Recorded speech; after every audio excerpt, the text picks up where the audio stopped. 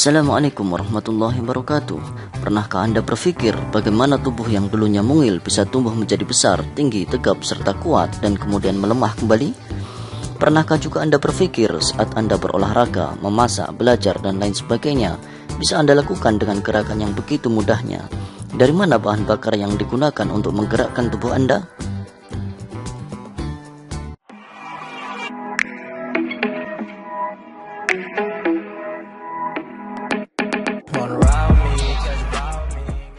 Pertumbuhan dan perkembangan yang terjadi pada tubuh Anda, begitu juga aktivitas yang bisa Anda lakukan setiap hari, itu semua tidak lepas dari suatu proses yang sangat rumit yang terjadi dalam tubuh Anda. Proses rumit dalam tubuh tersebut adalah metabolisme. Metabolisme berasal dari bahasa Yunani yang artinya adalah perubahan.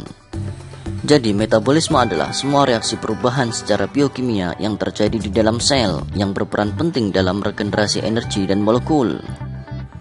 Pada metabolisme terjadi proses penguraian molekul besar menjadi molekul yang lebih kecil disertai dengan penghasilan energi. Proses ini disebut dengan katabolisme. Selain itu juga terjadi proses pembentukan molekul dan komponen sel dari molekul kecil yang biasanya membutuhkan energi. Proses ini disebut dengan anabolisme. Berikut adalah peta konsep dasar metabolisme. Seperti sebelumnya yang sudah dijelaskan bahwa metabolisme terdiri dari dua proses, yaitu katabolisme dan anabolisme.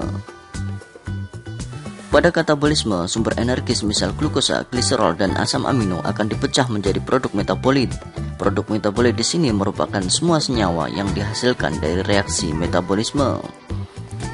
Nah, selama proses pemecahan molekul seperti glukosa dan lain sebagainya menjadi produk metabolit, sebagian besar akan menghasilkan panas, serta pembentukan ATP. Panas yang dihasilkan berperan sebagai termoregulasi tubuh dan kemudian terbuang ke lingkungan. Kemudian ATP yang terbentuk dari penambahan satu gugus fosfat ke molekul ADP atau yang biasa disebut dengan fosforilasi ADP sebagian digunakan untuk kontraksi otot sehingga kita bisa bergerak dan beraktivitas dengan baik.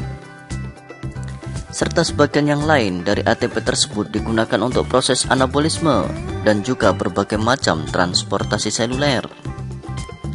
Pada anabolisme, ATP digunakan untuk pembentukan prekursor interseluler yang sebagian bahannya berasal dari nutrisi eksternal. Prekursor-prekursor ini kemudian akan digunakan untuk memulai biosintesis molekul intermediate seperti asam amino dan lain sebagainya. Untuk melakukan proses ini juga membutuhkan ATP. ATP juga digunakan untuk pembentukan biopolimer seperti protein dan lain sebagainya dari molekul intermediate yang telah tersedia. Ketika ATP digunakan, ATP akan mengalami defosforilasi sehingga ia kehilangan satu gugus fosfatnya dan kembali menjadi ADP. Jadi, fosforilasi dan defosforilasi ADP ini akan berjalan terus-menerus membentuk siklus. Salah satu contoh anabolisme adalah fotosintesis yang dilakukan oleh tumbuhan hijau.